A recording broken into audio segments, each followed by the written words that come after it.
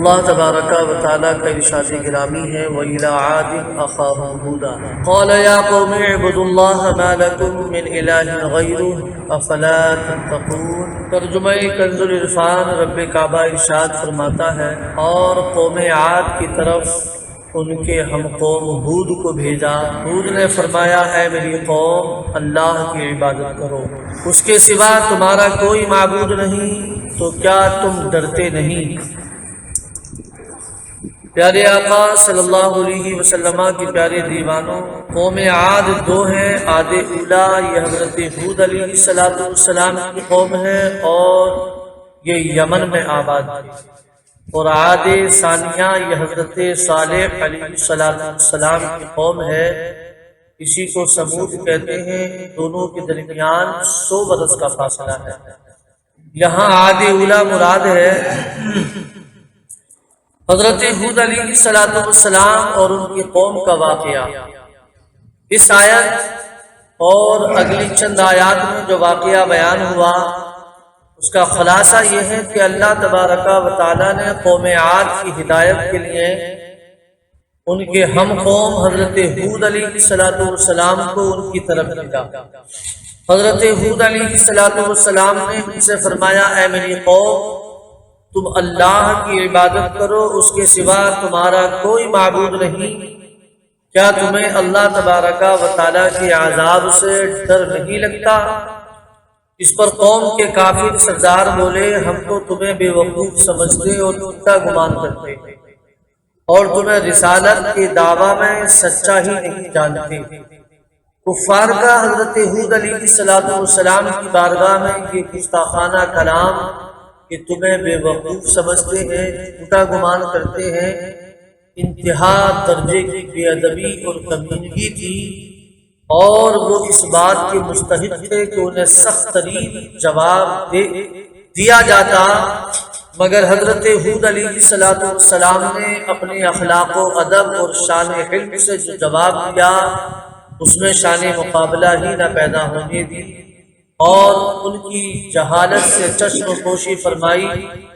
چنانچہ فرمایا اے میری قوم بے وقوفی کا میرے ساتھ کوئی تعلق نہیں، میں تو رب العالمین کا رسول ہوں، میں تو تمہیں اپنے رب کے پیغامات پہنچاتا ہوں اور تمہارے لیے قابل اعتماد اور خیر خواہ ہوں، اور کیا تمہیں اس بات پر تعجب ہے کہ تمہارے پاس تمہارے رب کی طرف سے تمہیں میں سے ایک مرد کے ذریعے نصیحت آئی تاکہ وہ تمہیں اللہ تبارک و تعالیٰ کے عذاب سے ڈرائے۔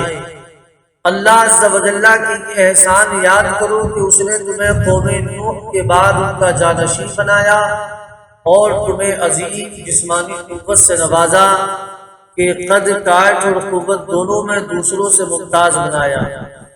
تو اللہ تبارک و تعالیٰ کے احسانات یاد کرو، اس پر ایمان لاؤ اور اطاعت و بندگی کا راستہ اختیار کرو۔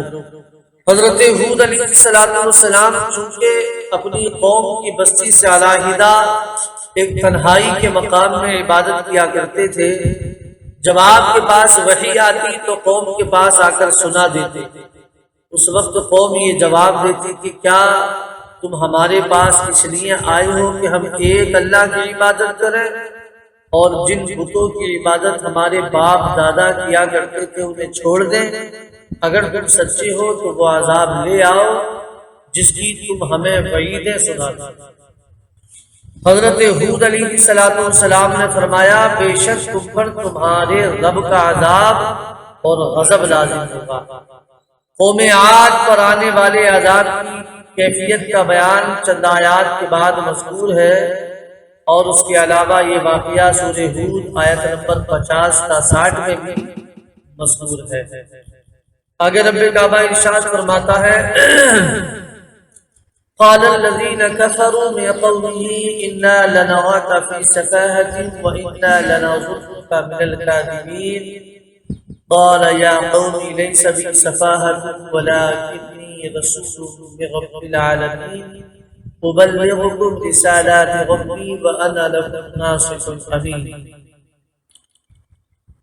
اس کی قوم کے کافر سردار بولے بے شک ہم تمہیں بے وقوف سمجھتے ہیں اور بے شک ہم تمہیں جھوٹوں میں سے گمان کرتے ہیں، ہود نے فرمایا اے میری قوم، میرے ساتھ بے وقوفی کا کوئی تعلق نہیں، میں تو رب العالمین کا رسول ہوں اور میں تمہیں اپنے رب کے پیغامات پہنچاتا ہوں اور میں تمہارے لیے قابل اعتماد خیر خواہ ہوں۔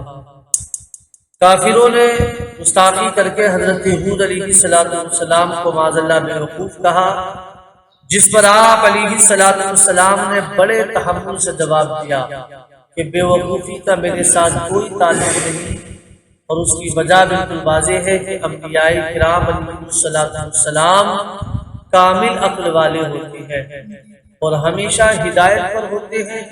تمام جہان کی عقل نبی کی عقل کے مقابلے میں ایسی ہے جیسے سمندر کا ایک قطرہ، کیونکہ نبی تو وحی کے ذریعے اپنے رب سے علم و عقل حاصل کرتا ہے اور اس چیز کے برابر کوئی دوسری چیز کا ہونا محال ہے۔ اس آیت سے دو مسئلے معلوم ہوئے۔ نمبر ایک، جاہل اور بے وقوف لوگوں کی بدتمیزی اور جہالت پر بردباری کا مظاہرہ کرنا یہ سنت انبیاء علیہ السلام ہے۔ یعنی اگر کوئی جہالت اور بے وقوفی کی بنیاد پر بدتمیزی کرتا ہے تو وہاں غصہ ہونے کے بجائے، آگ بگولا ہونے کے بجائے بردباری کا مظاہرہ کریں، صبر و تحمل سے کام لیں، یہ سنت انبیاء علیہ السلام ہے۔ اور دوسرا، اہل علم و کمال کو ضرورت کے موقع پر اپنے منصب و کمال کا اظہار جائز ہے۔ یعنی جہاں ضرورت ہو تو اہل علم کے لیے جائز ہے کہ وہ اپنے منصب کا اظہار کریں، اپنے علم کا اظہار کریں۔ رب کعبہ کی بارگاہ میں دعا ہے، مالک مولا ہم سب کو قرآن و حدیث کی تعلیمات پر عمل پیرا ہونے کی توفیق عطا فرمائے۔